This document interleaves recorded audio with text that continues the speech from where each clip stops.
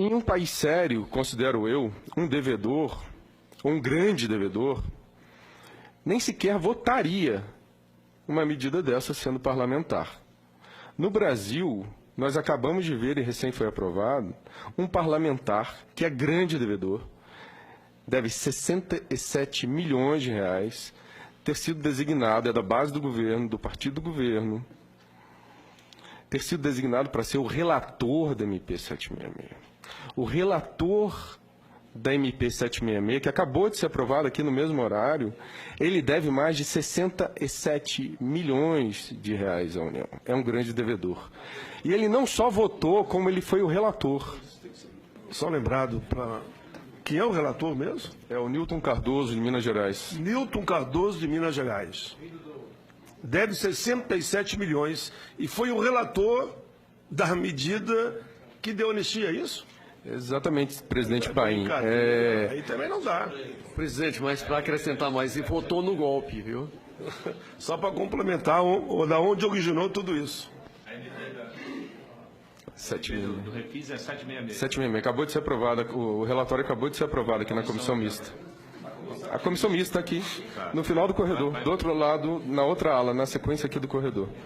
Acabou de ser aprovado. O relator é o sonegador. É um grande devedor. Inclusive os dados que eu estou trazendo, senadores, inclusive os dados que eu estou trazendo, eles foram publicados, eles foram tornados públicos na segunda-feira da semana passada, na Folha de São Paulo.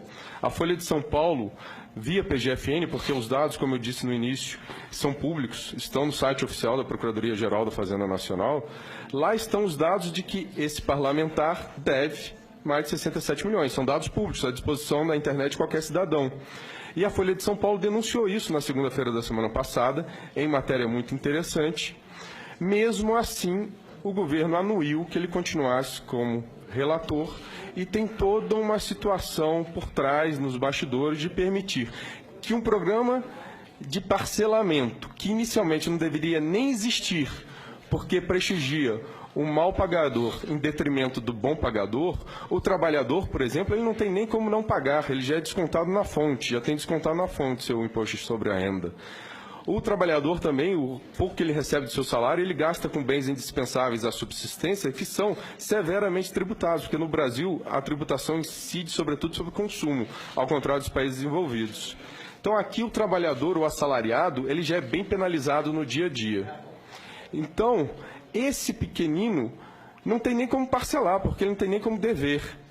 O grande, ele deve, ele se vale do parcelamento, e o governo enviou a SMP 766 com esses parcelamentos já com vantagens. Não fossem essas vantagens suficientes, é designado relator um grande devedor, e esse grande devedor, o que acaba de apresentar no seu relatório que foi aprovado por unanimidade?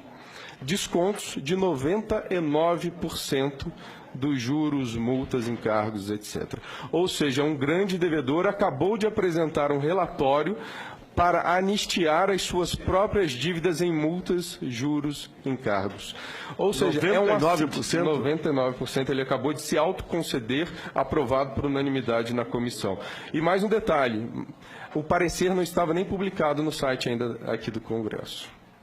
Votaram o parecer sem que naquele momento tivesse publicado o parecer que estava sendo votado. Então, essa situação é extremamente grave. Eu imagino que num país sério, um parlamentar desse nem sequer participasse da votação. Aqui ele participa e o governo anui que ele diga qual é o texto que será submetido à aprovação.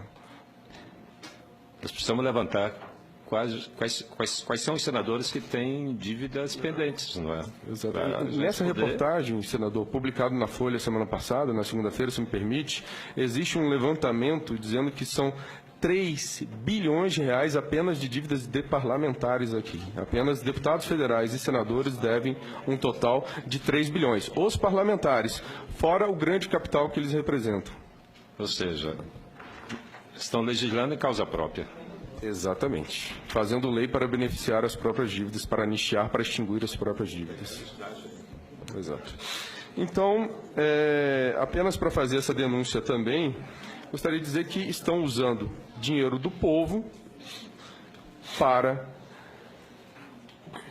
financiar os seus próprios benefícios. Enfim, existe dinheiro, existe muito dinheiro, existe um órgão responsabilizado pela cobrança, sucateado e cada vez mais sucateado, porque não há interesse do governo que esse dinheiro seja cobrado. E existe ainda essas benesses todas, ou seja...